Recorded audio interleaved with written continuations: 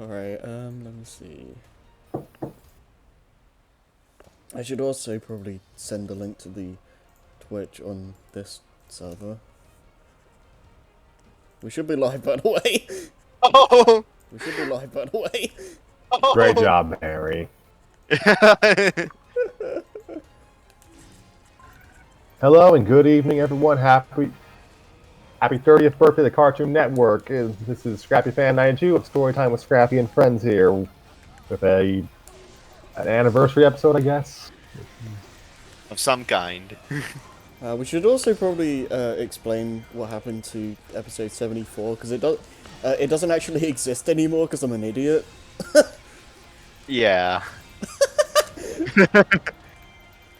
I swore I would never retcon an episode, Harry, and you ruined it. Oh, God. We'll just pretend 74 never happened. Yeah, I mean, I'll put it on record.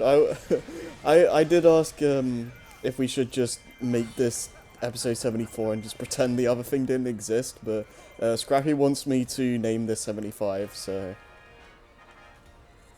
For consistency. We don't. We aren't ashamed of our past on this show, except when we are.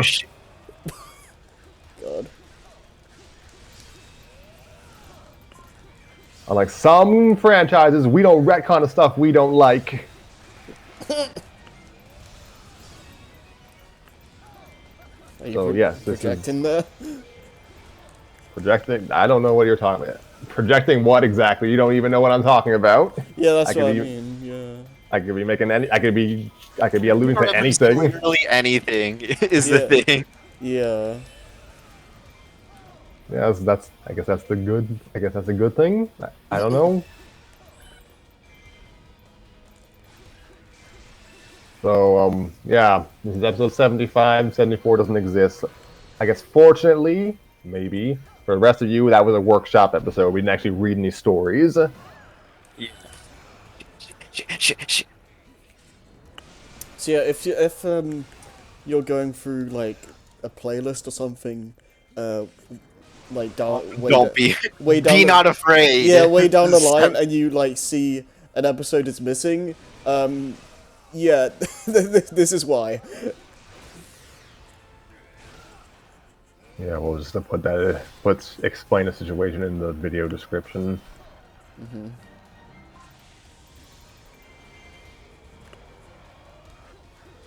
So yes, we were supposed to. We weren't supposed to read anything. We don't have the staff for that. Yes, Tanner's schedule has been even busier than even he anticipated. So It's really Yeah. wonky. Things Yeah. very wonky. So yeah, we're just finding other stuff to read in the meantime. I'm just not even going to commit to anything at this point. We read what we have when I feel like it. Which is definitely a way to host something. Story time happens in when Scrappy feels like it. As it should be. You are the boss. Ugh. I don't know what we were going to read originally today. Oh, yeah, I was gonna look for something related to like one of the older stories we read, but I didn't have time. Oh right, the was it Lana and Pit thing? One of the follow-ups to Lost in This Dance from way back Right. in 2020. Yeah, that was like We one of will. the earliest things we've read, wasn't it? It was in episode 4. 2020 feels like so long ago. Holy shit. Yeah. Pardon me. We will revisit that world eventually, but I wouldn't mind that. yeah, I just haven't read that. I haven't read that specific story yet, so I don't. I didn't feel like. I didn't feel like it at the time. That's all. Sorry. Oh god. But you know, I am feeling in a very nostalgic mood because, as I literally said at the start of this video, Cartoon Network has turned 30 today. So I thought, what better way to celebrate it than by watching Teen Titans on my phone? Like, They have a live stream available right now. You know, I've never actually watched Teen Titans. I watched probably one episode in my childhood. People say it's good, but like I've never seen it. Supposedly, yeah. So, yeah, they got a live stream on right now. Like, you can do that, but not until you watch this episode. Until we're done. So, yeah, I feel like a kid again watching all this stuff, so that's nice. Mm-hmm. And I haven't had cable since 2019, so this is appreciated. Mm. Like, I have... Yeah, this is just a reminiscence podcast now. Yeah, channels kind of hate... Which definitely wasn't the plan, but it's one way we could go. I'm stalling because this is story time. We always stall, but also the story that we're reading today is just kind of short, so I'm less fussed about it. Right. Yeah, I feel like you can pretty get through in like 10 minutes. Yeah. Maybe if you were reading it yourself, but we're reading aloud. Yeah, things do take longer when you do that. What was I gonna say? Yeah, TV channels don't like to remind you how old they are a lot of the time, so yeah, this anniversary might be the last time Cartoon Network really puts in some effort. Mm. And Warner Bros. Discovery might shut them down in 5 years, so who knows? Jeez. You remember Toon Disney? That was a thing. Yeah, it was also a touchstone of my childhood. Yeah, I remember that. Yeah, they kind of just. I hate to say it, but I don't know any Toon Disney. Well, it doesn't exist anymore. I figured. Yeah, like I remember, like, what is it? Like, it just kind of stopped existing one day, and I was just like, where the hell? What happened? Where'd it go? Like the only things I knew were like Disney Channel and Disney XD. Disney XD, Toon Disney basically became Disney XD. Right. Like, once the company decided, as far as I can tell, the company just kind of just... I'm giving a very Bush League, service level summary of this whole situation, but I guess the Disney executives kind of realized, the Disney Channel, the main channel for, families and kids has become kind of heavily female-oriented. I guess we need a boys' channel now. No girls allowed. Jeez. So, yeah, Disney XD just kind of came into existence, taking a few of Toon Disney's remaining originals and then kind of doing its own thing. Yeah, I'll probably talk about them a lot more some other time. I see. Yeah, I guess when we inevitably get to an Aladdin fic, I'll talk about Toon Disney. Was there an Aladdin show? What? Yes, there was an Aladdin show. It got 86 episodes. Yeah. Oh my god. A lot of there were quite a few Disney movies that got their own respective shows. I think I've seen a good handful of them, but yeah. Toon Disney was just a dumping ground for all of Disney's older animated programming. I think I watched the Aladdin show, but I remember jack all about it. Cartoon Network also was a dumping ground for Turner and Warner's animated programming. And I guess this is somewhat... I guess I can kind of segue into the subject of our show. For the love of Pete. The subject of our episode today. While Cartoon Network was just basically a reruns channel for the first few years of its existence, it was gradually creating more original programming, usually courtesy of Hanna-Barbera, but eventually they were phased out in favor of an in-house studio for Cartoon Network, and they were called Cartoon Network Studios. So, What's up?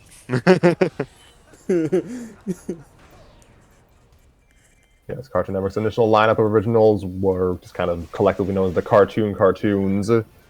And yeah, towards the end of the 90s, they debuted 4 more of them, and the first up of that year was a little show called Ednetty. It was created by Danny Antonucci and kind of just focused on the three kids who were named Ed, and Eddy. It was just a slice of life comedy about their usual misadventures in their small cul-de-sac in Trying to get town jawbreakers. Small cul-de-sac in a town called Peach Creek. They usually just tried to attempt to scam the kids of their quarters to get candy. I never knew I never knew the town was called Peach Creek before. That's the first I've heard of that. You can see it in like the background, like some billboards on some of the early episodes, and they start to kind of mention it more often when they actually go to school. Huh. But yes, their area does have a name. Yeah, they have a town. Okay. I always just refer to it as the cul-de-sac. I mean, I'd hope their neighborhood has like an actual name. Well, yeah, but like, you know. I'm looking at my phone. They're replaying this episode of Ben 10 again. I've seen like, 5 episodes of Ben 10. It's alright, I guess. Are the people in charge of the streams asleep? They're rerunning their reruns. That is the most Cartoon Network thing I can imagine, so that's I know. I just remember... What is it? The, there was that thing where, like, Scrappy is trying to get into the studio or something, and everyone's just that commercial. Where, yeah, that. Yeah, Scrappy as in me. I was trying to get into the commercial, the studio circa 2002. I screamed at Dexter. He cried. It was very tragic. He had it coming. Oh god. The stream I'm watching actually does have another commercial from like the City era. Dexter was being an asshole to Professor Utonium, so yeah, he kind of did have it coming retroactively.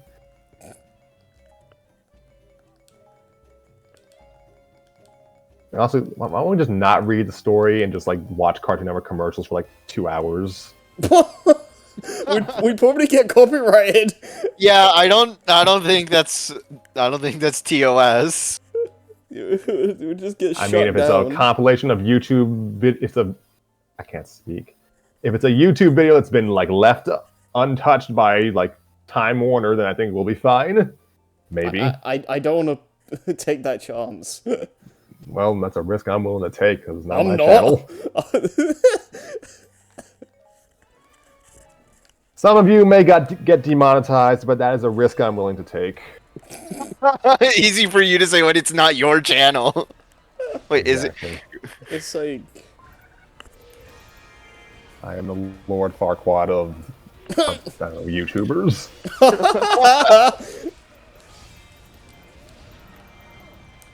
So yeah, since Raideran isn't that familiar with the cast of Ed and Eddy, and I've come to the sobering realization that the show is old, and I can't expect my ostensible target audience of younger people to know all of this. I'm just going to try to quickly go through the list of characters, because every regular character of the show is in this story.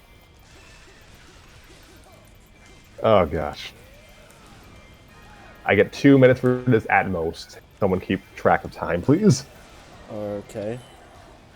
You want a timer? Alright, first up is Ed. He's a spacey comic book geek. Seems to live in filth. Often speaks in non sequiturs. Has a deep voice like this, Eddy. Ho ho ho. Loves chickens. Chickens, Eddy! There's also his friend, who is also called Ed, but his name is spelled 2 Ds, so everyone calls him Double D. He is a loquacious neat freak, ostensibly the closest thing to a moral center for the group. Though, yeah, he can be hilariously petty in his own right.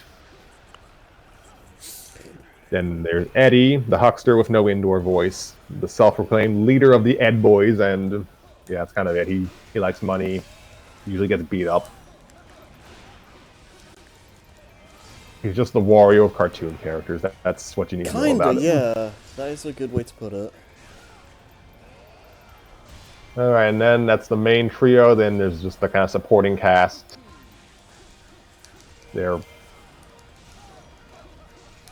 Not necessarily their enemies, but definitely not their friends either. Sarah, Ed's bratty little sister, pretty much always gets her way. Often seen alongside her is Jimmy, her frequently terrorized friend. You often seen with some kind of injury in most of the early episodes. Kevin, the douchebag jock, he says dork a lot. He likes his bike, he usually hangs out with Rolf. Nads is the valley girl and the occasional voice of reason. Johnny is eccentric. He kind of splits his time between hanging out with the Eds and then hanging out with like the other cul-de-sac kids. He talks to a plank of wood named Plank. Rolf is a farmhand from another land. We don't ever know what country he comes from.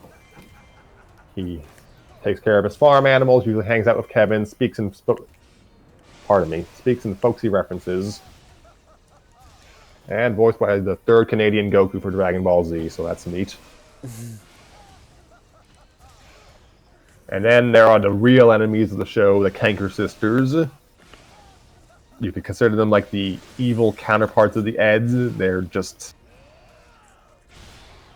primary goal in life is just basically terrorize the Eds because they think that's love. Like they're kind of messed up. We have Lee Canker. She's bossy, dominating, the leader of her sisters. Marie Canker. Oh, I should mention, Lee likes Eddy. There's Marie Canker, sadistic and cruel, likes Double D. And then there's May Canker. She likes Ed, and she's spacey like him, but not to the same degree. She's kind of boisterous and usually bullied by her sisters. And that is the cast of Ed and Eddy. Certainly a colourful cast. I see.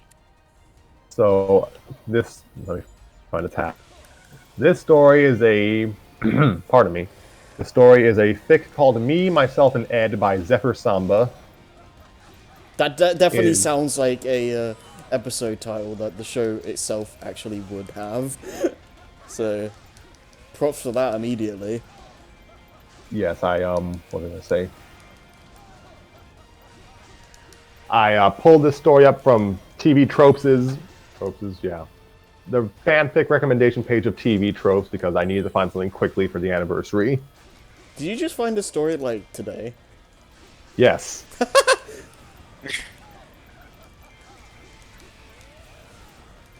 Like the TV Tropes fanfic recommendation page, I probably should be like referencing that a lot more. Like, why do the work of vetting when other people can do that for me? Alright. Like, in the words of the troper who recommended the story, this is very much an original flavor fanfic. It's not only trying to kind of closely match the general feel of the show, it's meant to be a direct sequel to one of the episodes. Oh. Okay. Yes, it takes place shortly after the episode 3 Squares and an Ed, which is when the episode when Ed was grounded. I don't remember. For those who... The episode where Eddy and Double D try to break him out of his house because he's grounded, and to, like, all of their horror, they find that Ed's parents took the stairs away from his basement. I don't remember this at all. Okay. Ed and Eddy's a very comical, surrealist show. There are, like, there's, like, hidden layers of just kind of messed up darkness to it. I have to talk about this. You know the episode where Ed gets like a rock stuck in his shoe or whatever, and he gets like really stuck in his shoe, yeah. He gets really upset. Someone made a music video of that episode, and it just plays "I Am All of Me." Sounds about right. It's so good. Yeah, Ed and Eddy's that kind of show. Ostensibly grounded in reality, and I say that with like the biggest asterisk next to it. Oh yeah. So what was I saying? Yes, at 3 Squares and Ed and an Ed. That at the end of that episode, all 3 of the Eds wind up grounded because, well, can't really break your friends out of their own house. Double D, as he mentioned in the episode, actually got a more lenient sentence than the other two. So this story's kind of about him. He only got 3 days, so he gets to leave his house early. So now he has to kind of just learn how to socialize without his friends. Oh god. Scary. So yeah, Double D is kind of our focus character for this story, and correct me if I'm wrong, this story was written and completed the same year the episode came out, so that was like 2002. Which This author works fast. the story was published on October 3rd, so 2 days. We're 2 days removed from its 20th anniversary. Oh my god. You're making me feel old. Good. This might be the oldest story we have read on Storytime to date. This came out in 2002. This story. Yeah. Jeez. Like, this predates my own fanfiction.net account by like 6 years. Yeah, I think wasn't your like Mario story the oldest thing we've read? No, Future Mario Brothers is older, probably something else as well. Yeah. Oh yeah, L stands for loser is also look pretty old. Like, yeah, I don't know why. All the Mario stuff was like the oldest stuff we read, I think. Like, we'll probably be something even older than this story, maybe this month. Maybe.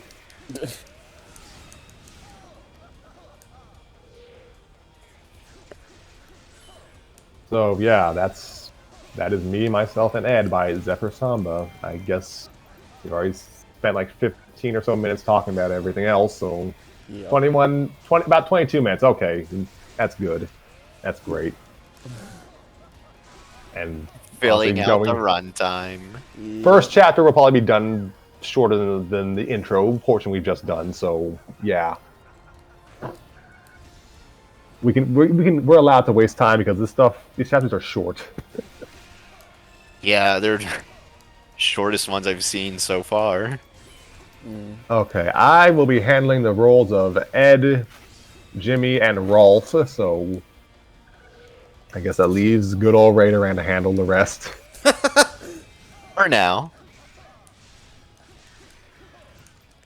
Okay. Without any further delay, this is Me, Myself, and Ed by Zephyr Samba. Chapter 1, The Ed Man of Alcatraz.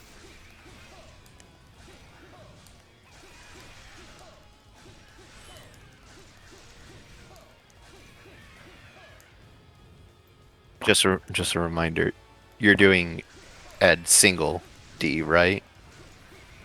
Yes, I'm Ed single D or double D. Okay.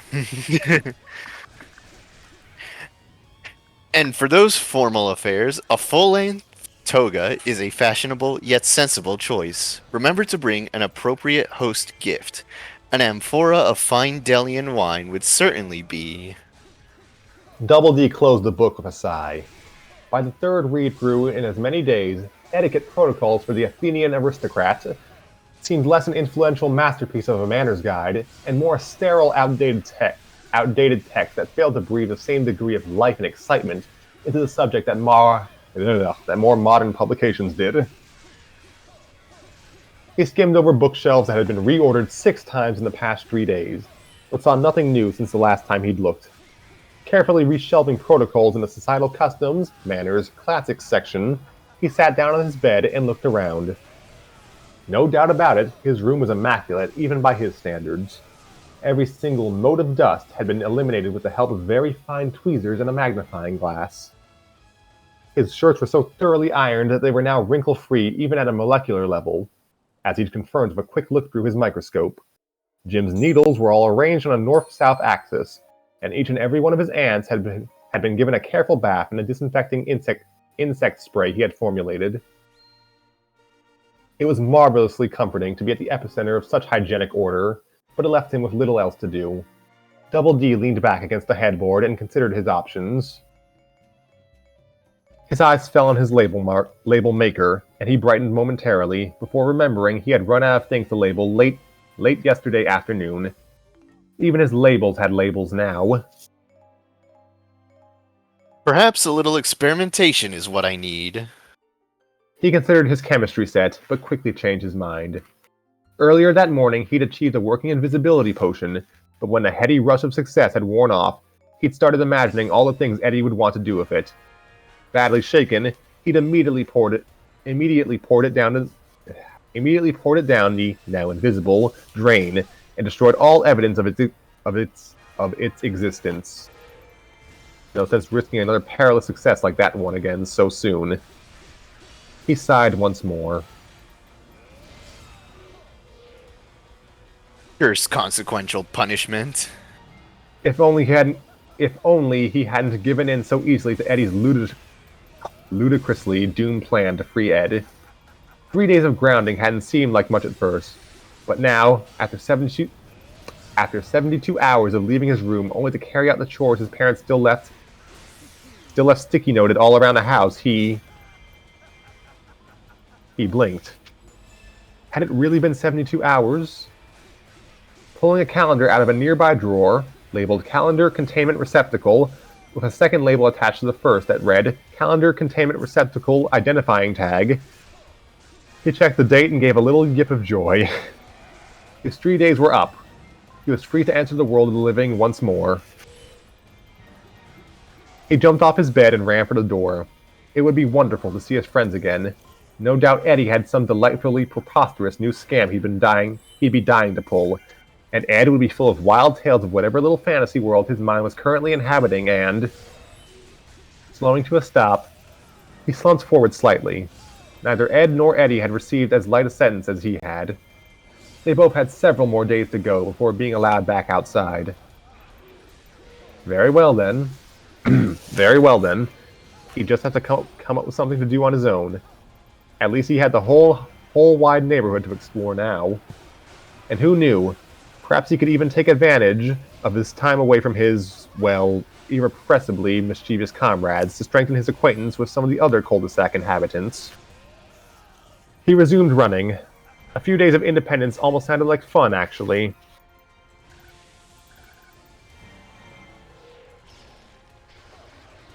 Man, this stinks. Eddy lay on his bed, glaring up at his disco ball. 3 days of being stuck inside with no suckers to scam. And he still had 4 whole days left. You'd think he'd been caught trying to kill someone. He glanced over at the makeshift walkie-talkie still coiled up beneath his window. It had lain silent since the first day of his grounding. Ever since Sarah had nearly given him a concussion with her little wire-yanking stunt. The memory made him scowl. He wished he'd thought of that. It would have been so much funnier if he hadn't been the butt of the joke along with Ed and Double D. He considered trying to call his friends on the headset now, but eventually discarded the idea. Ed had probably eaten his headset days ago, and Sockhead was no doubt still traumatized by Sarah's stupid trick to even go near his. Eddy snorted. Twitchy little coward. He glanced at the headset again. Okay, so maybe I was being a little hard on Double D. He might be as jittery and yappy as a sled load of chihuahuas. You give him a straw and an old towel, and he'd build you a working space shuttle in half an hour. And he'd think it was fun. It was amazing. Eddy sighed. It was just too bad he couldn't sell that brain power. His scalp started to get that tingly feeling it always got just before an all-star idea hit.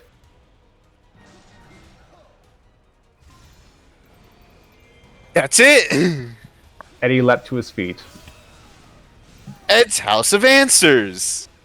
Few signs, one booth, and Double E's cooperation were all he needed. At a quarter per answer, he'd be rolling in dough by supper time. Eddy snickered. It would even be a breeze to talk old Sockhead into this one. He always jumped at the chance to show off all those useless facts crammed away in his head. He ran over to his door and yanked, to no effect. What's with this stupid door? He tried again, but it remained shut fast. Then he remembered. He banged his head against the wall. The door was locked and barred from the outside. 5 stinking little escape attempts, and his parents had to go all Alcatraz on him.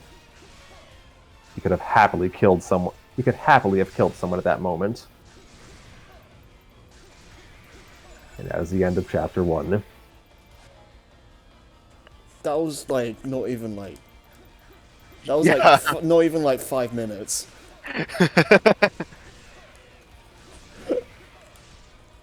This may be the first episode we have where the intro stuff is like super. I can't speak. This may be the first episode in a good while where like the kind of the build up is way longer than the actual reading portion. Yeah. You look down at the time bar, and the intro. Once we're done with the intro, it's halfway through the video. Yeah, right? How about that, eh? All right, Frieza, I'm powered up now. Now we can next time on Dragon Ball Z. That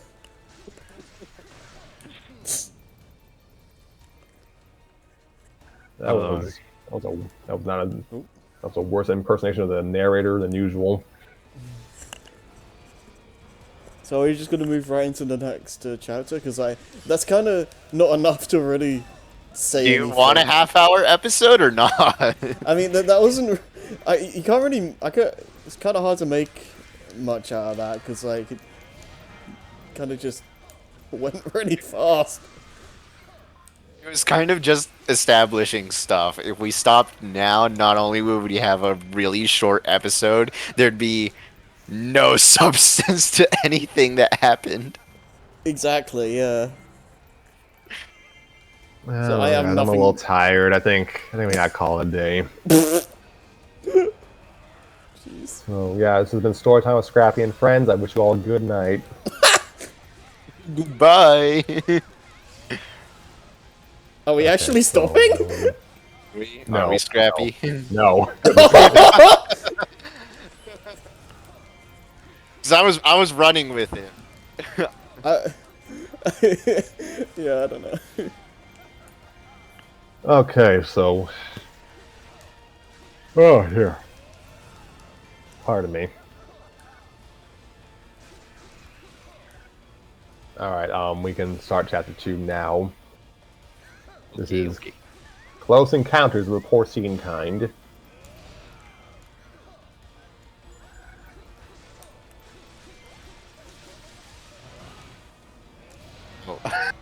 I expected narration.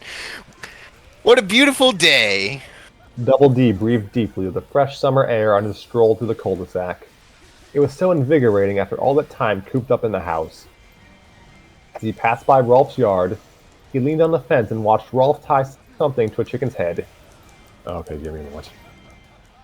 Ah, there you... What the heck? You know what? I don't... I'm just going to speak as... I'll just try to... I will not imitate... I will not even attempt to imitate the voice because I can't.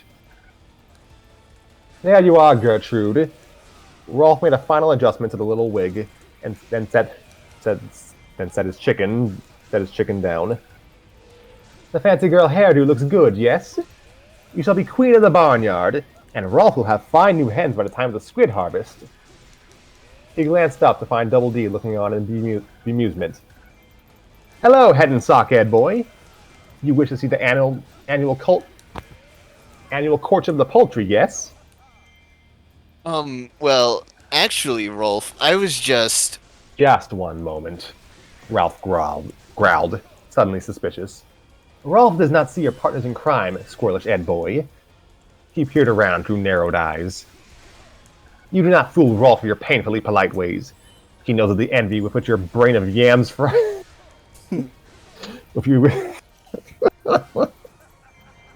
He knows of the envy with which your brain of yams friend regards his chickens. He advanced on Double D.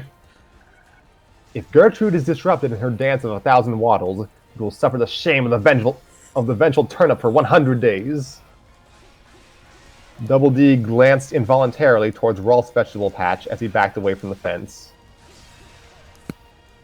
I assure you, Rolf, my visit is entirely innocent and unaccompanied.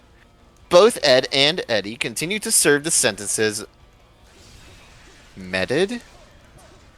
I've never seen that word. Doled out. I'm not concerned about the meaning, but I'm about just the pronunciation. But I'll just assume meted.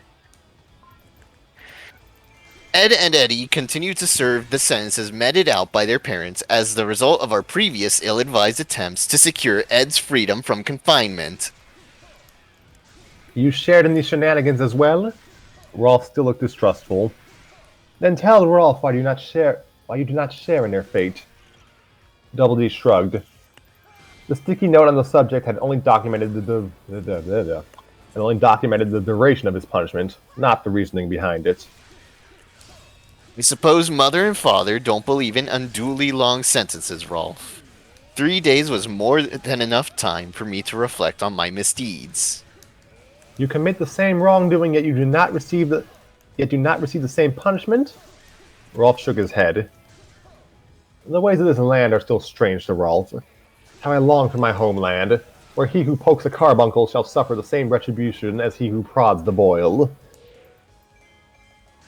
Double D brightened. Yes, well, that brings me to the reason for this visit, in a manner of speaking. Since I'm free from my usual burden of scam-based obligations for the day, I had hoped I could use some of the time to learn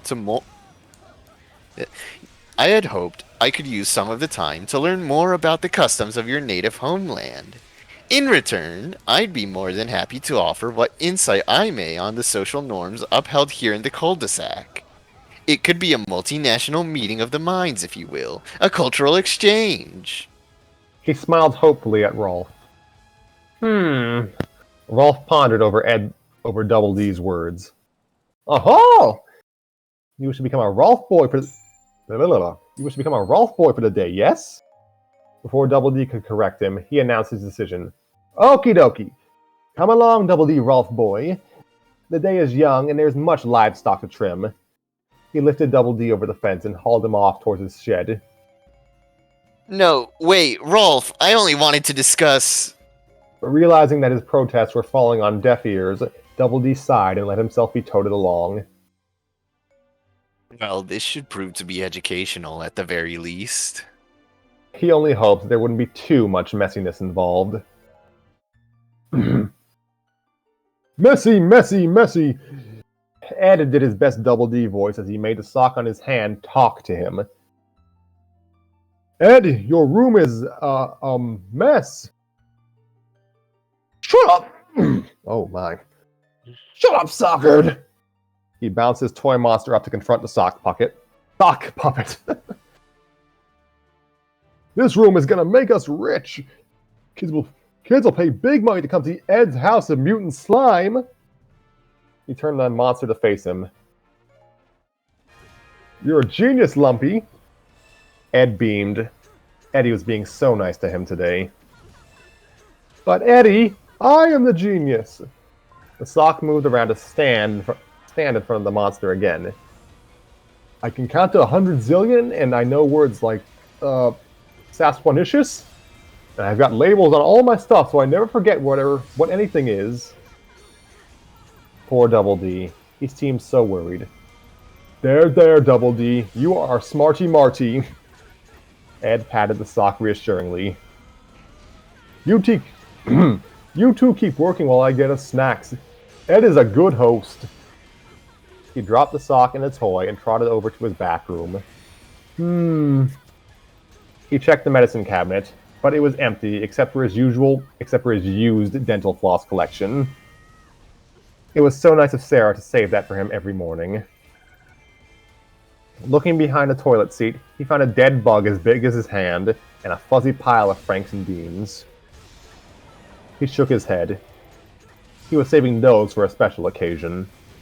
What, then, was there for now? Oh! Lifting the tub, he pried up a floor tile to uncover his secret stash of sandwich jerky. Some sandwiches got slimy after being left out for months at a time, but peanut butter ones, if squashed beneath something really heavy, got nicely dry and chewy. perfect for mid-morning snacking. He snatched up the sandwiches and galloped back out to his room.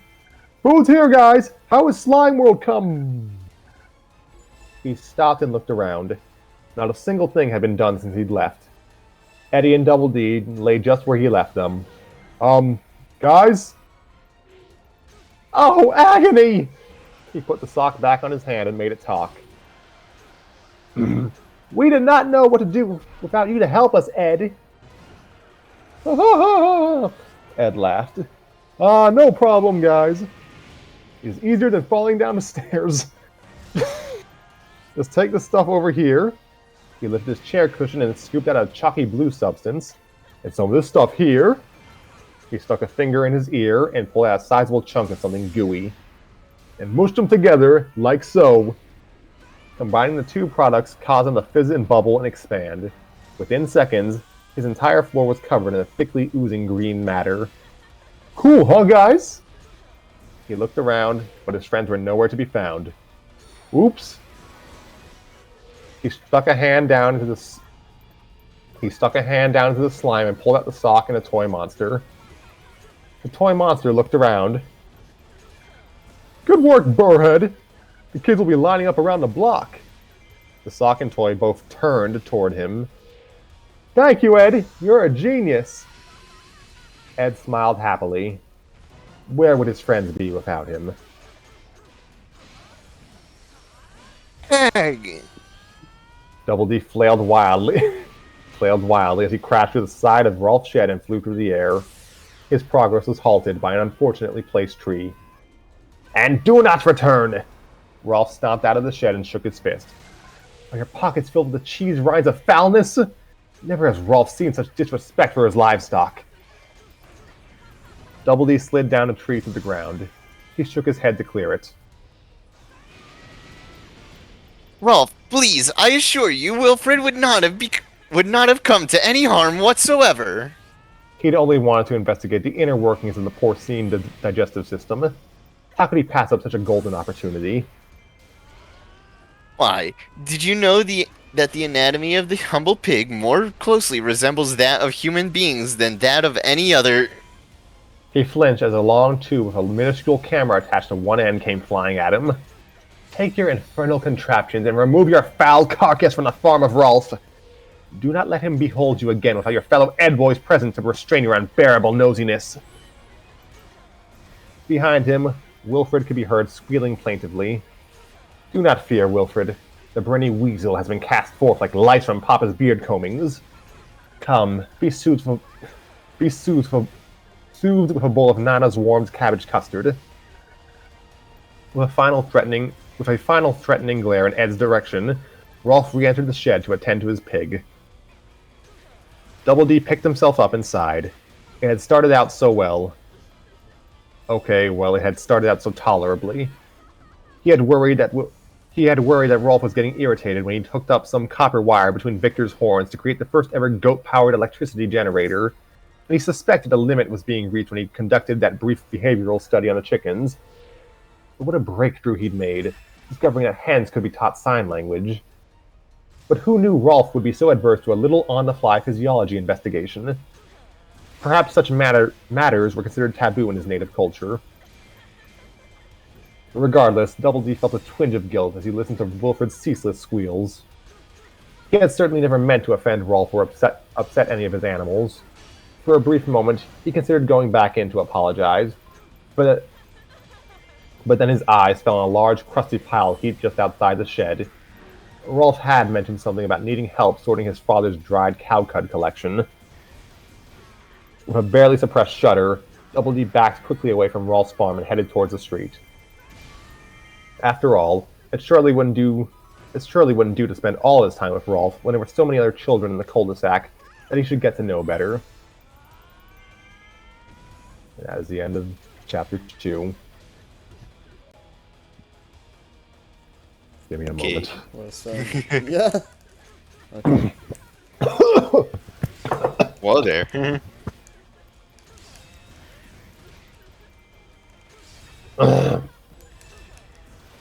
Oh, gosh. They definitely seem to be getting the characters Down pat. Uh-huh. Oh gosh. I can't really say for sure. I didn't grow up watching this.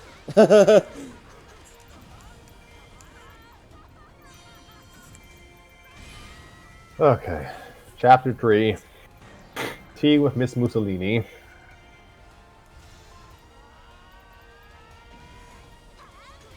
Ugh. Eddy seethed at the sight of the now blocked view out his window. Okay, so maybe he'd been pushing things when he tried to sneak out that window, but that was no reason for his parents to board it up. Now he couldn't even keep tabs on what was going on outside. He wondered if any of the other kids missed him. Rolling his eyes, he snorted. What was he thinking? Of course they missed him.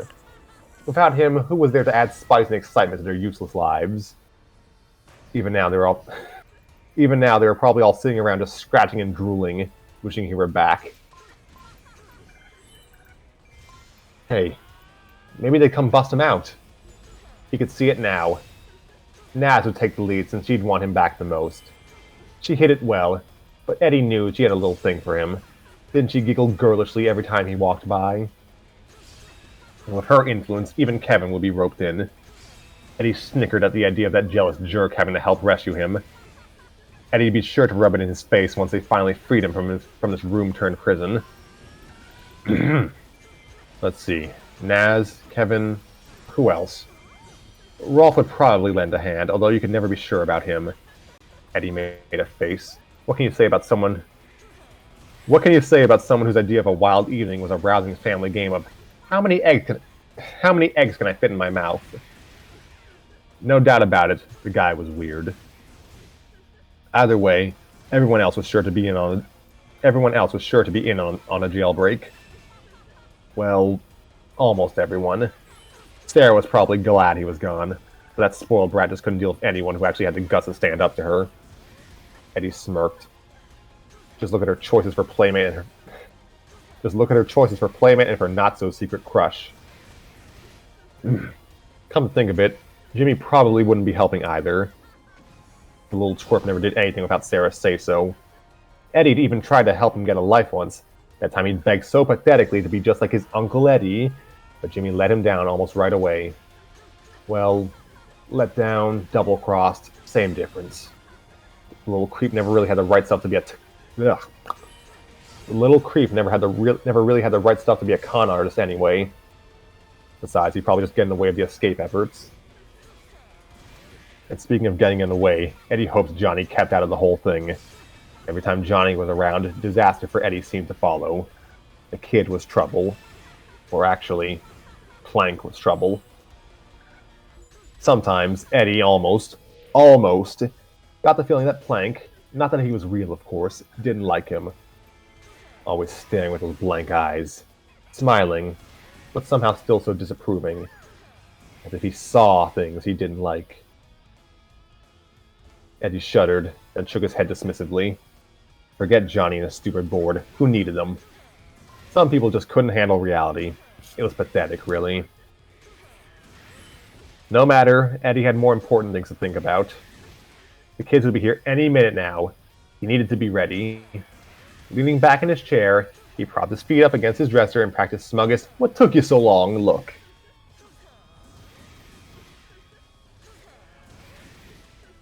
Double D strolled down the street, pondering where he should go next. He could head over to the park and see what Johnny and Plank were up to. Or perhaps he could go see if Kevin needed assistance with his daily bicycle maintenance. Or...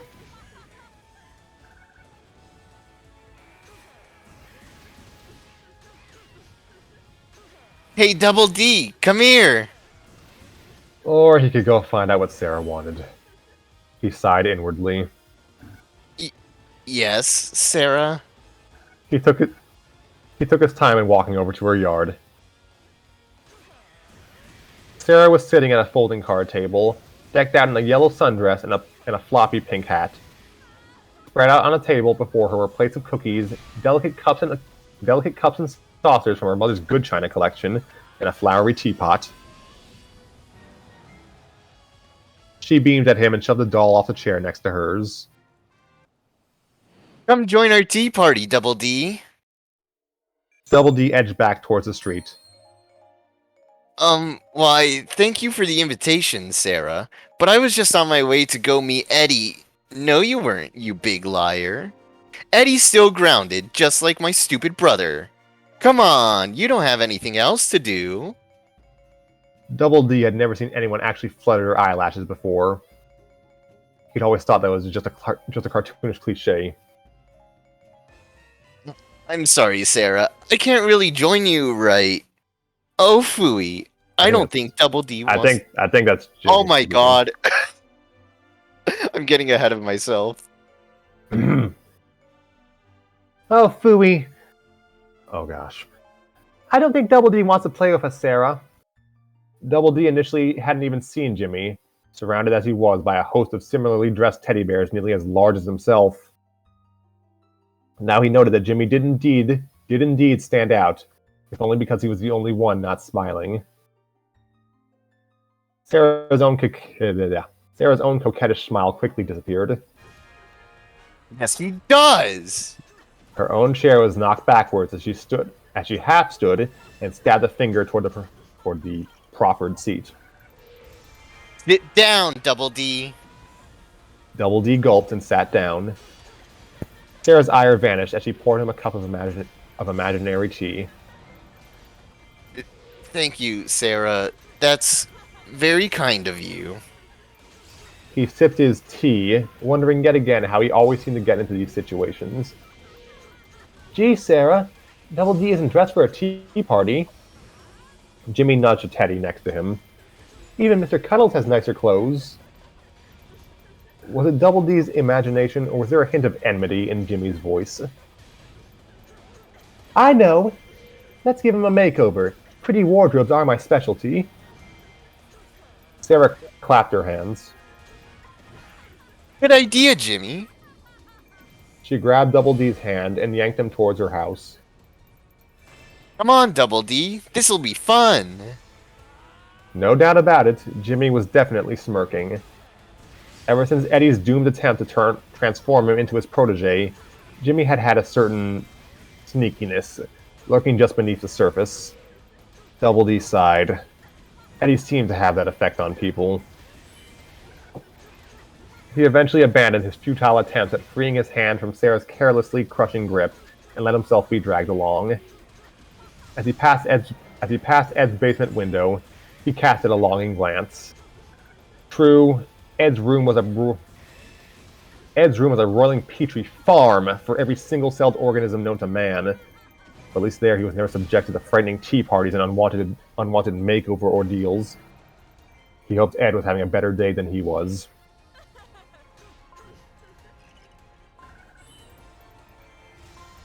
That is the end of Chapter 3.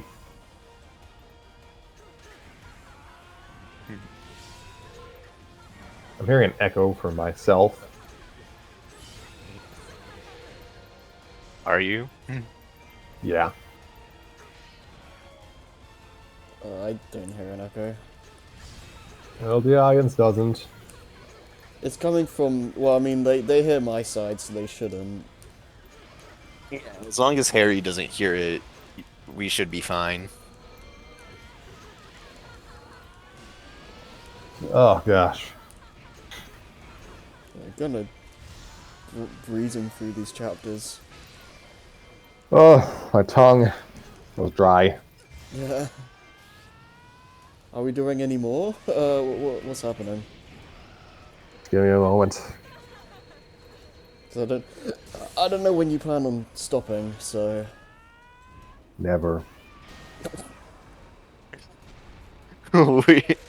Once we're done with this story, we move on to another one immediately. You will live and breathe story time. You will not escape. Really, that's a bigger problem for Scrappy. I got the never-ending party, like, mantra from Ed and Johnny playing in my head right now. Yeah. No.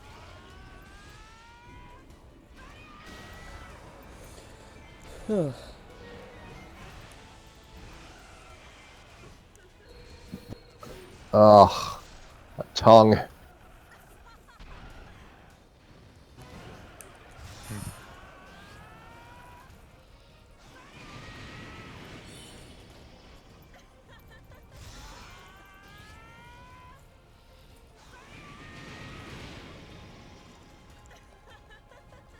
Scrappy, are you there?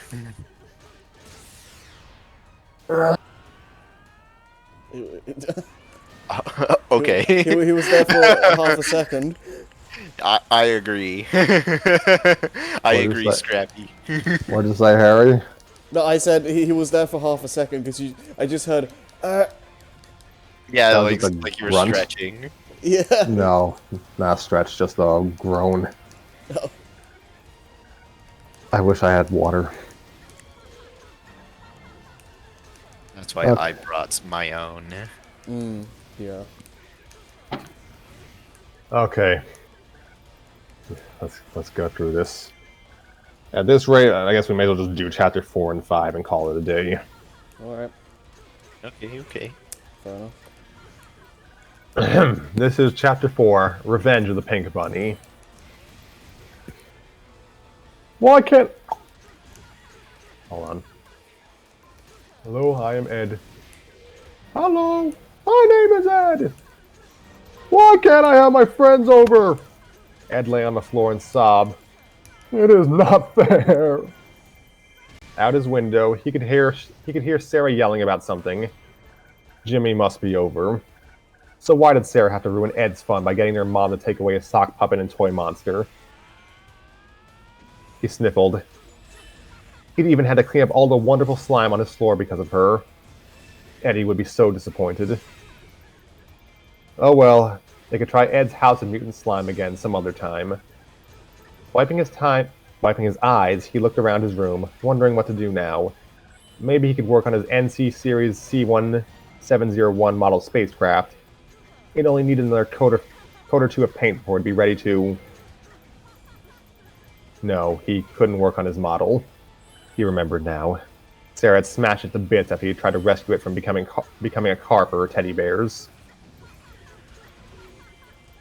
Maybe he'd catch up on his reading. The latest edition of Tin Foil Man had arrived just the other day, and Ed couldn't wait to see how he would rescue the universe this time. Would his giant ball of shiny justice save the day once again? Would this be the issue where they finally reveal the secret of the dark side of the foil? Well, only one way to find out. He ran over to his closet and looked around. The unexpected emptiness was so shocking that he jerked his head back and banged it against the door jamb. Not even the stars now twinkling before his vision were enough to cheer him up, however, as he remembered the fate of his comic. Why couldn't Sarah have found something else to make confetti out of? Well, maybe he could go add more tasty ingredients to the batch of bathtub soup he was currently whipping up. But of course he couldn't do that either, since Sarah had pulled the plug on that this morning, sending his beautiful creation swirling down the drain. In fact, now that he noticed it, and blinked in surprise, Sarah had actually managed to have every single thing he'd owned taken from his room, piece by piece. Not even the posters on the walls remained. She'd gotten it all. Well, all except his headset, of course. He smacked his lips Give me a moment. He smacked his lips as he remembered what a tasty treat that had been. But that didn't help him now. What was he supposed to do with nothing to play with? An idea hit him almost instantly. No problem. He could always sing a song. In fact, he learned a new one just the other week while watching old reruns on TV. Wait. Is this an actual song? Maybe. I recognize the first line. Believe it or not, I'm walking on air. I don't know, I think I'm walking on sunshine for some reason. Believe it or not, I'm walking on air. There we go. Believe it or not, I'm walking on air. Not even Sarah could take his voice away. Whoever thought I could think so? Eddy. His sister's voice crashed down to his room.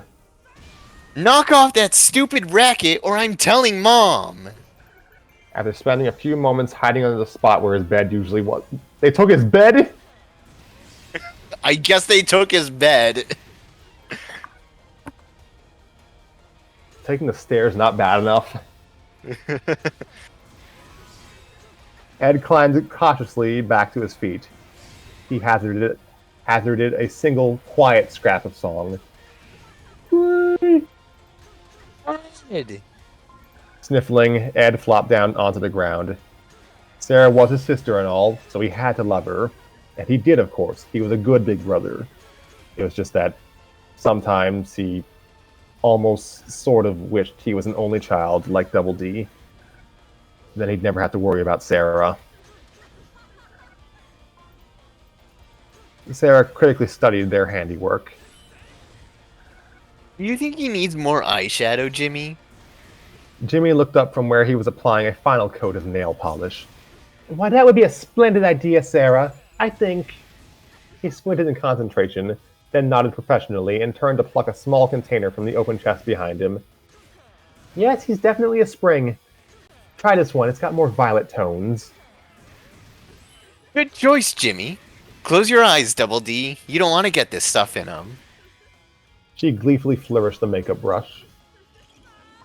Although, if you do, maybe me and Jimmy can operate again. Wouldn't that be so super neato?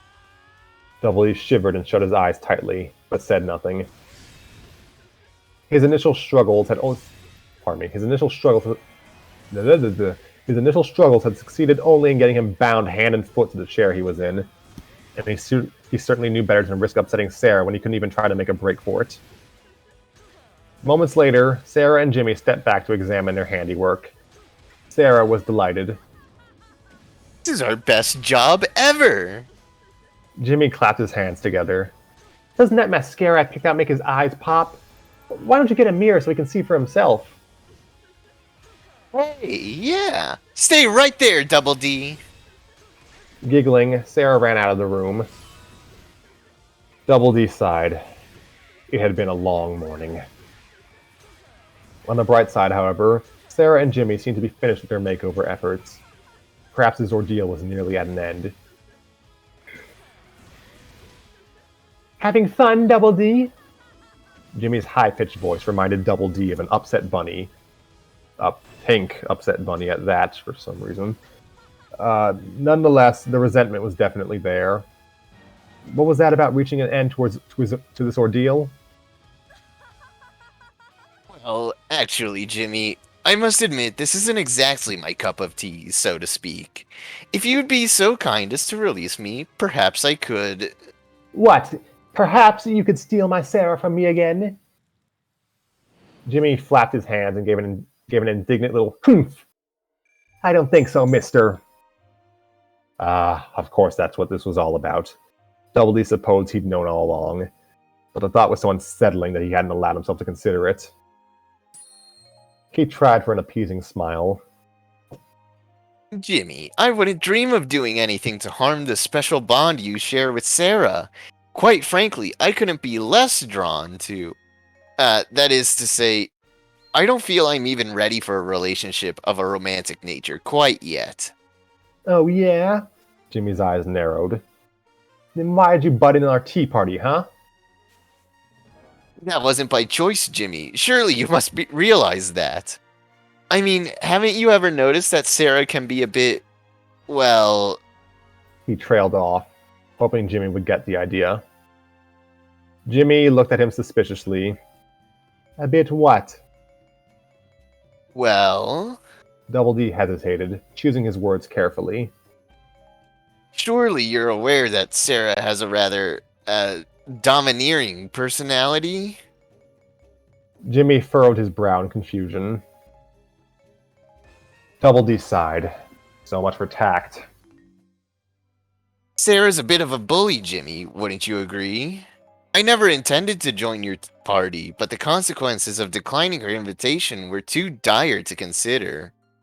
Jimmy looked as though he'd just discovered he was wearing brown shoes with a black belt. Don't you say that... Don't you say that about Sarah! He hopped up and down in shrill little spasms of fury. Again, Double D couldn't help but think of a peeved bunny. Sarah's my best friend. She is not a bully. Just you wait till she gets back. She'll... I'm back! Sarah skipped into the room, toting a small hand mirror. She brandished it in Double D's face, but he was too intent on Jimmy to even notice. Like the proverbial Jekyll and Hyde, Jimmy's anger had vanished the second Sarah had returned. No sign of his former rage now showing. He once again cooed and fawned over how well they had done with their makeover patient. Under different circumstances, it would have been fascinating to observe. But then Jimmy cocked his head to the side and tapped a finger to his chin. He made a show of staring thoughtfully at Double D. Double D looks a lot better now, Sarah. But can't we do something about his hair? As Sarah turned to look, Jimmy shot him an evil bunny leer. I bet he'd be really pretty with a perm. Eddy was right. Jimmy really was good. Double D hunched down as low as he could. That's kind of you to offer, but you know I prefer not to take off. Sarah jumped at the idea. You're right, Jimmy. That stupid hat ruins everything. She reached out eagerly. Come on, Double D, you can trust us. We won't tell anyone. No! Double D jerked away and inadvertently sent his chair crashing to the ground. As Sarah and Jimmy stepped back in surprise, he saw his chance. Using only his fingers, he managed to drag himself and the chair out of the room. It was amazing how fast you could go if you had the proper incentive. Moments later, he looked up to find he was nearly at the front door already. This presented a problem, however, as he could see no way he'd be able to open it. Double D, you get back here this minute! He could hear feet pounding down the stairs. Shrugging, he moved forward as quickly as he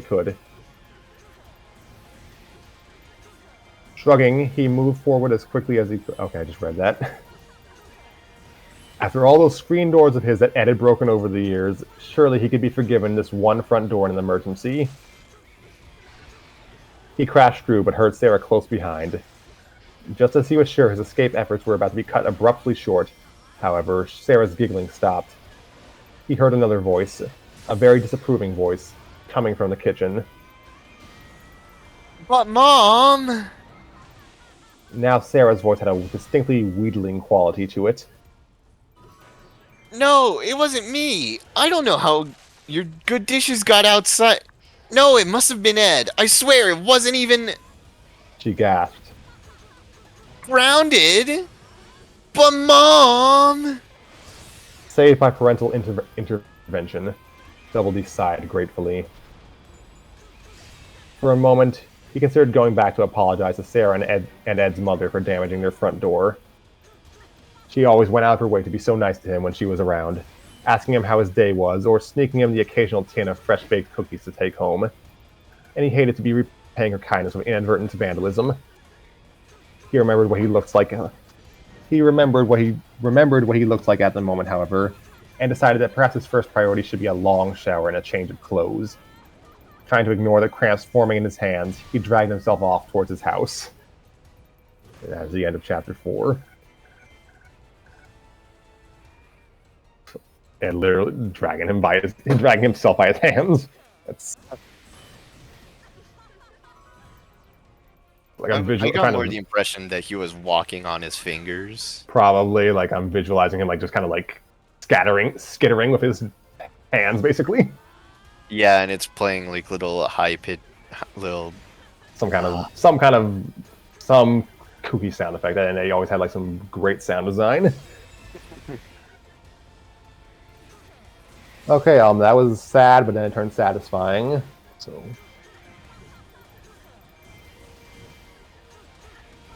oh gosh. All right, this is the last chapter for today, and it seems we'll be having more characters added. I don't know. I didn't read this chapter yet. Yeah, there are more characters. Okay. Based on the chapter name, I guess I'll be voicing Probably Lee and May.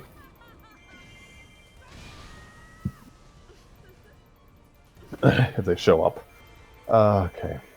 So this is Chapter 5, The Wrath of Canker.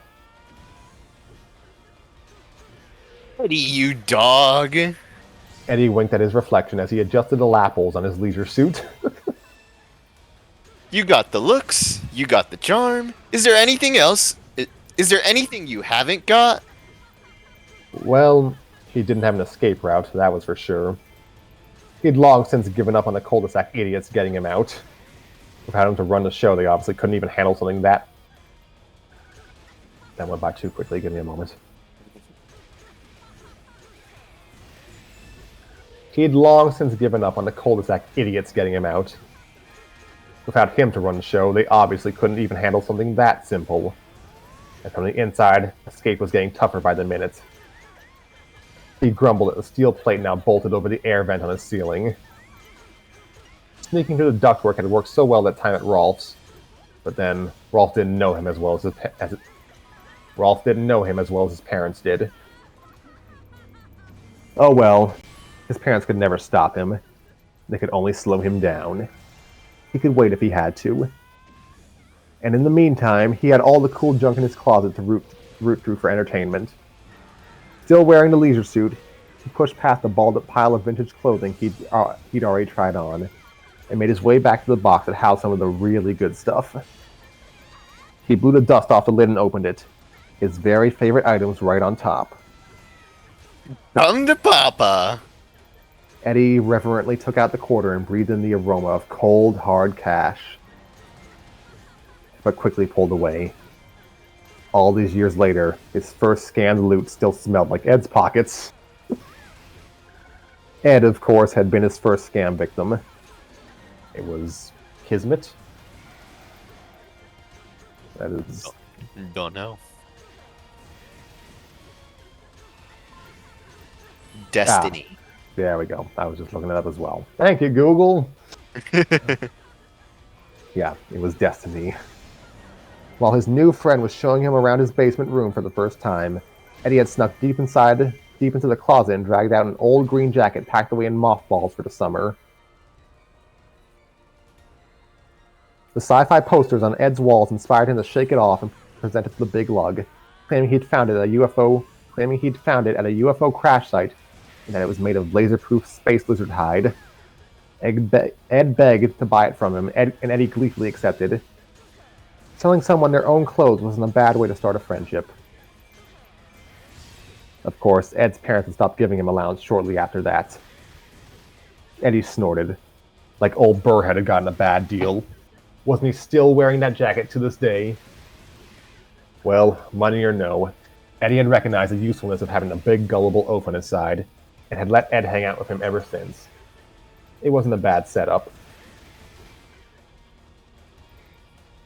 Returning to the chest, he'd found his first report card. At sea, he'd given himself an art with a stroke of genius.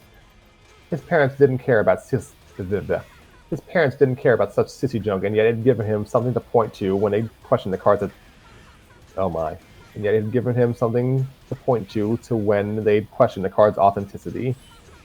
And here was his first fake driver's license. Okay, so people have found that more cute than convincing. 5 years old probably was a little too young for a stunt like that. Maybe he ought to give it another try now Maybe he ought to give it another try now that he looks so much older.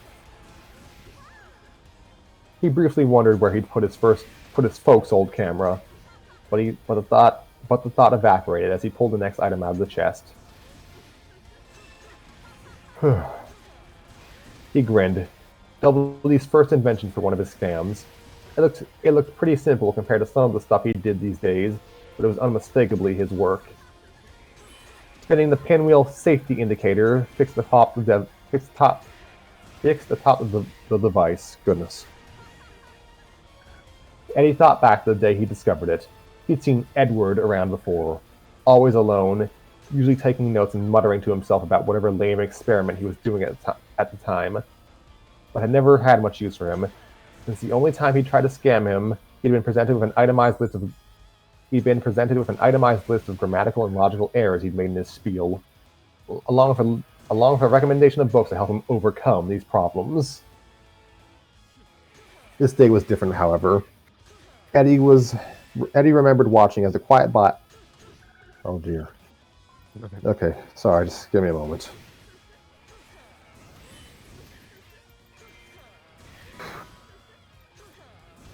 Eddy remembered watching as a quiet boy walked past with some strange bug-filled device. Eddy's initial disgust gave way to curiosity when he saw him set it down and fiddle with the controls. Seconds later, hundreds more bugs had scurried over to join those already caught. Eddy's mind flooded with cash-making possibilities. People hated ants. If they caught a whole bunch in that thing, you could sneak them into someone's house, then get paid big bucks to get rid of them, using the very same device. It couldn't lose. Eddy was sure if Double D hadn't been intimidated or flattered by his wheedling attentions, probably both. Eddy wasn't sure if Double D had been intimidated or flattered by his wheedling attentions, probably both. But either way, he'd nervously agreed, and the rest was history. Of course, the scam didn't come off as planned. Between Ed eating all the ants he could, and Double D's hesitant but delaying protests, they'd never gotten any suckers to bite.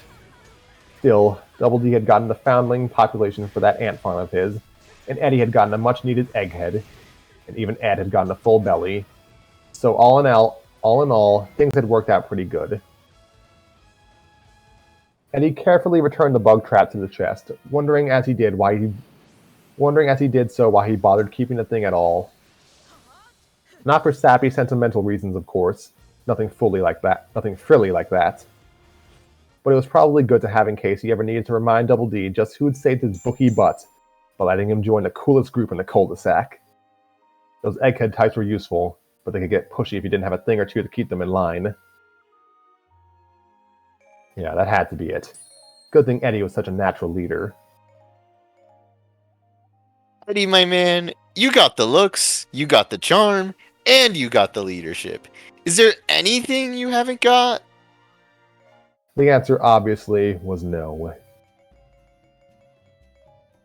Double D lay back in the grass and closed his eyes, letting his thoughts drift as lazily as the creek splashing along nearby. After his rather unpleasant experiences of the morning,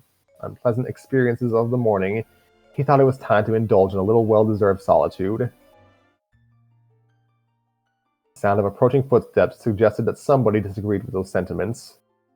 He sighed, wondering who other than Eddy or Ed would actually bother to seek him out. No doubt somebody wanted something fixed. Well, whoever it was, surely they would respect his desire to be left in peace for just a little. Every muscle in his body contracted at once as a horridly familiar chorus of giggles met his ears. Well, if it ain't... Oh dear. Well, pardon. Ed and Lee have a similar cadence to their voice, but Lee speaks a little more, I guess, smartly. Well, if it ain't the run of the litter. Lee grinned dully, a bull who had just discovered a new china shop. And just where are your friends? You Eds always travel in packs. Cupping her hands to her mouth, she bellowed, "You can't hide forever, Eddy!" Marie knocked her sister out of the way with a well-timed hip swing. My goodness, that's you. Yeah. Who cares about that little loudmouth? We've got the shy one. She winked. Or perhaps she was only blinking. It was difficult to be certain with just the one eye visible. And she made kissy lips at Ed, Double D. He's so cute. Lee, Marie, and May Canker fanned out around Double D, arms wide and lips puckered. Double D glanced over his shoulder, but the creek blocked any hope of escape. Ladies, please! Sweating profusely, he backed up to preserve as much distance between himself and the Cankers as possible. Now, surely you must realize that this is simply intolerable. Not that I'm not flattered that you're so deeply enamored of me. He added quickly, continuing his retreat as they continued their advance. Wouldn't it be a refreshing change if just this once you were to temper your libidinous onslaught with some modicum of self-restraint? Libidinous, that's a naughty word. Yeah, didn't think I'd see that word. The three stops dead and exchange looks. Libidin Mata Lee scowled. Faster than Double D could react, she caught hold of his hat and dragged him close. What did you just say?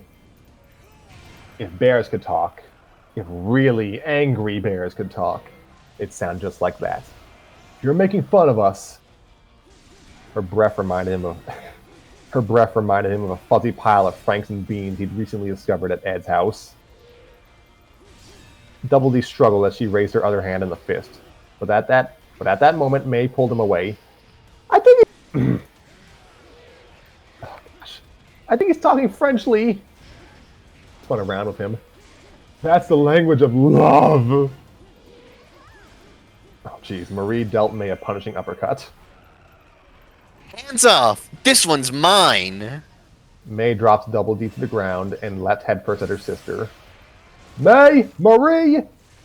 Lee stomped over, cracking her knuckles. Okay, this is a weird line of dialogue.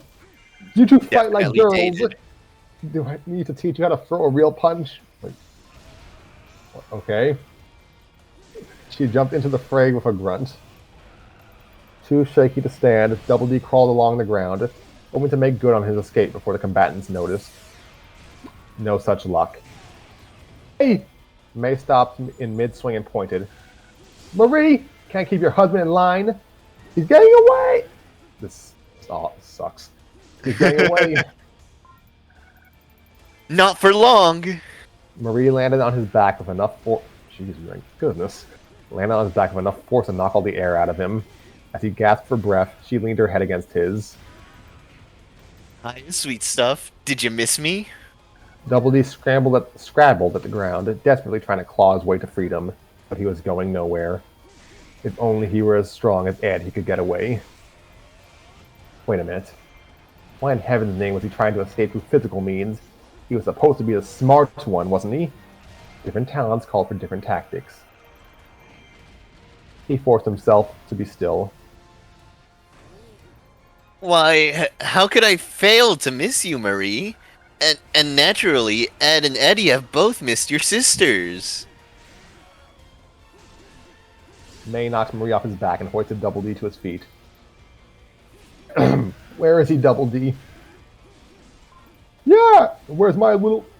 Goodness. Yeah, where's my little weasel of love? Asked Lee.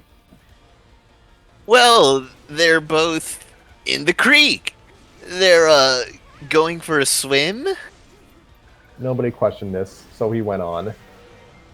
I'm sure they would be delighted if you were to go find them. May squealed and ran over to the bank. Lee followed at a more leisurely pace.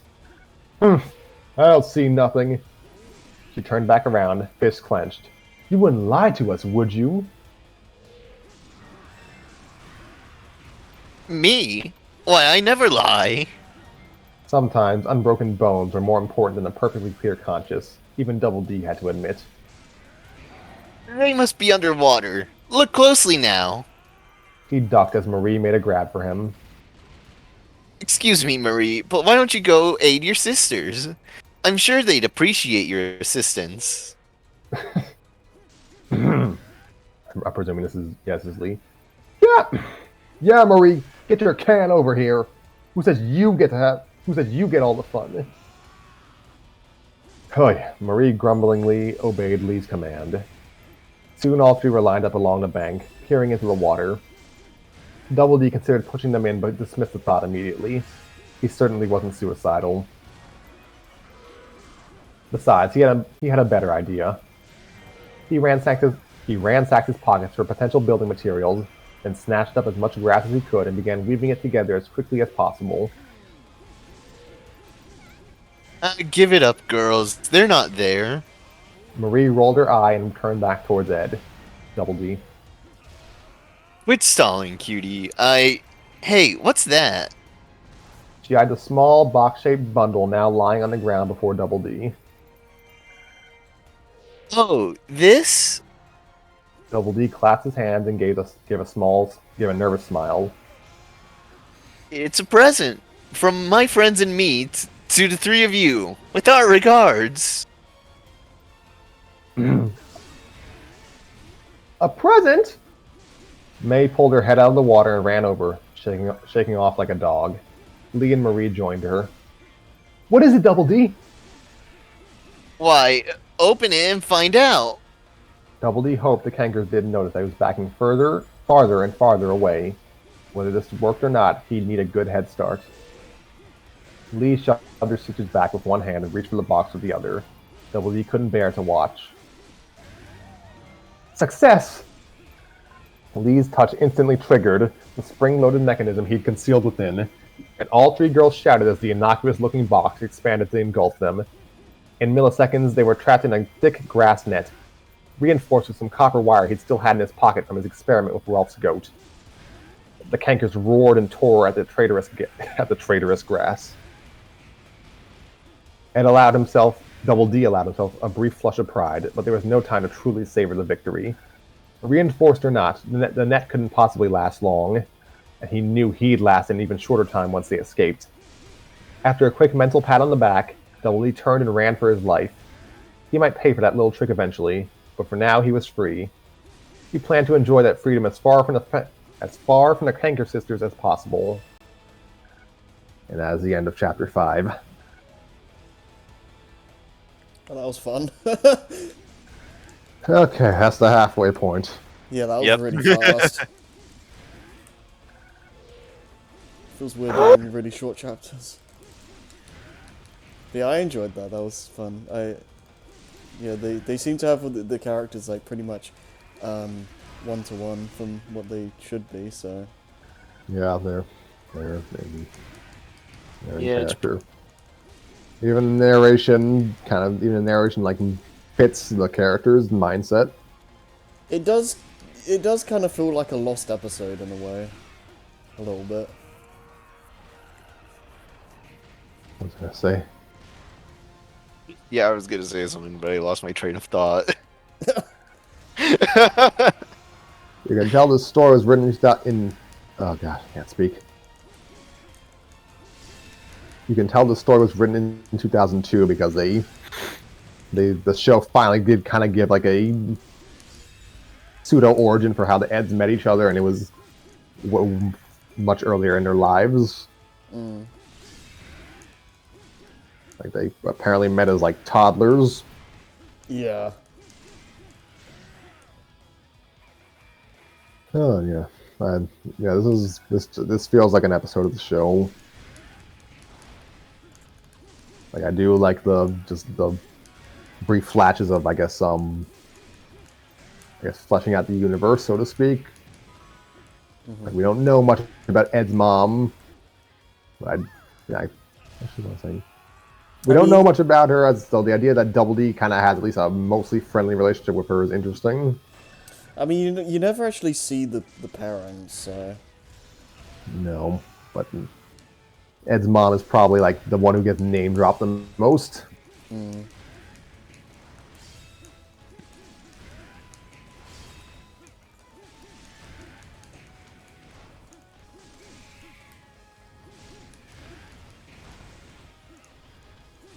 Yeah. Yeah, I'm enjoying it. Excuse me. Yeah, I'm enjoying it. You can definitely get the author definitely knows how to get in, like the headspace of the Eds and the other characters. Oh yeah. Like, Yeah, it's going pretty well. Even Eddy's like,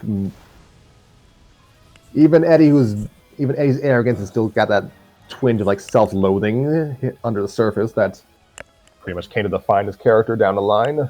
Mm-hmm.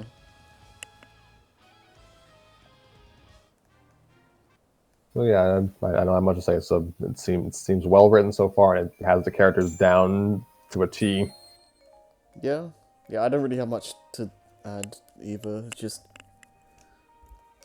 kind of fun.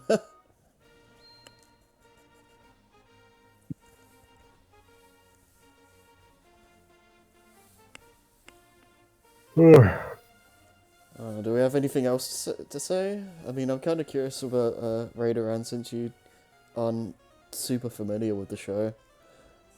I mean, I can almost see this happening in the show. Again, it's not like I watched a lot of Cartoon Network growing up.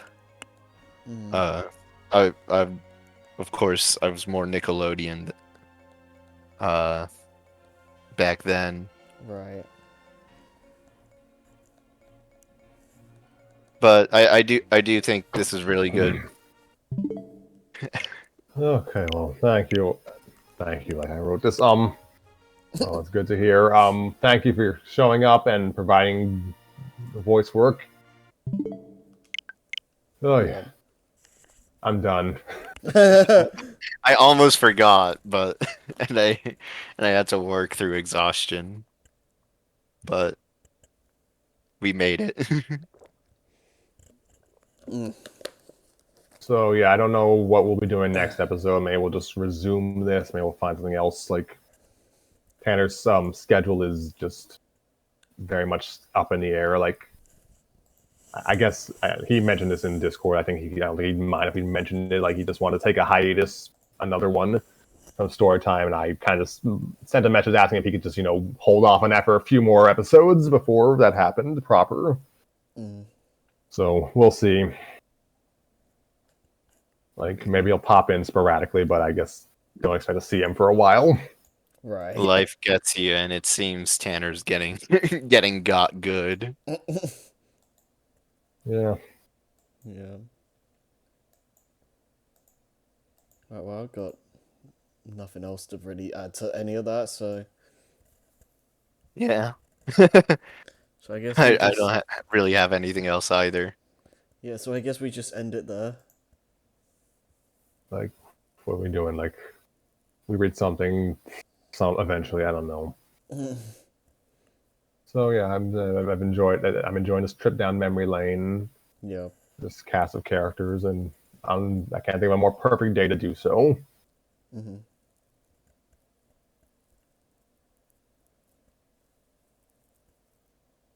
Like what was I gonna say? Yeah, it's a little sobering to realize Cartoon Network's 30 now. Yeah, that's God. I don't know how. That doesn't feel right. I don't know how. What was I gonna say? Like, I don't know how many channels will still be around in 10 years because like streaming is just a freaking wrench in the whole works. Yeah.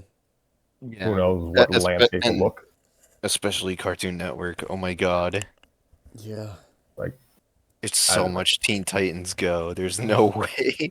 Yeah. There's no way anyone's watching all of that. Yeah. someone has to be statistically. Yeah, statistically, yeah, but my god.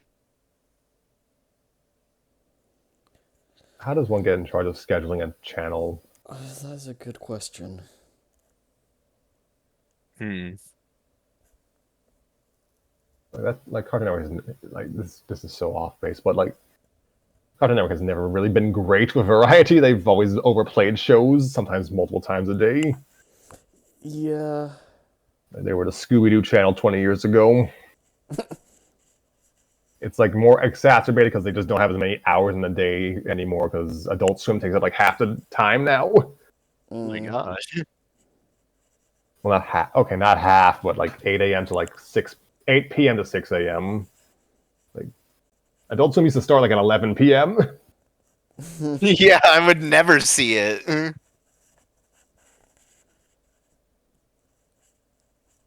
Oh. So yeah, that's your history lesson. What else? I think that's all I've got. We will revisit this story soon. I just don't know when. Like if Tanner shows up, we will probably just finish Future Mario Brothers next, but to be determined. I don't know we don't have an anchor show right now. It's just anchor story right now, so it's whatever we pull out of the drawer. Pretty much. And this is apparently our 75th episode. I didn't think we'd ever get this far. Yeah. It's been like, this is like, what, like 3 years we've been doing this? 2 years, 6 months. Wow. Well, we're getting there.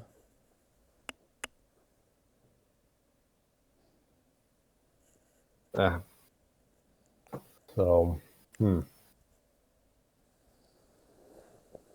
that's all I've got for now, I guess. So yeah, happy birthday to Cartoon Network, and I hope you all have just been enjoying your day, regardless of whatever you feel about the channel. 30th anniversary. Woo! Like, you don't, when you're when you're like a children's network, you don't really call attention to how old you are after a certain point. Yeah. This might be the last hurrah for this, for like kind of big anniversary celebrations. So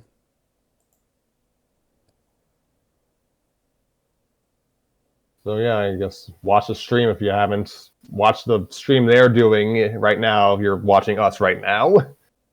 Thought you meant like watch previous streams of ours. I mean, you can do that as well.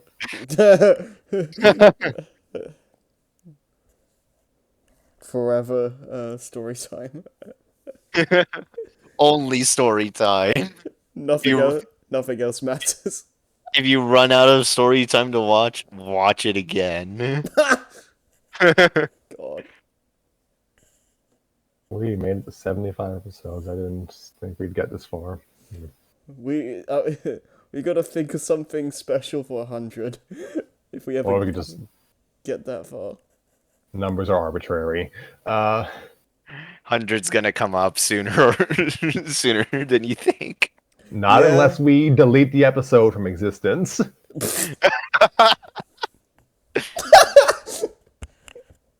Storytime was a figment of your imagination. It never existed. You have to let it go. Story time ended at 99.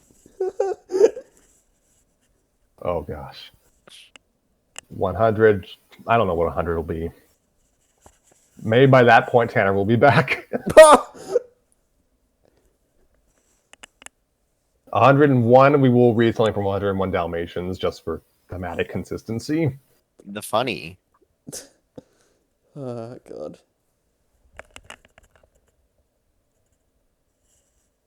So, yeah, that's all I got.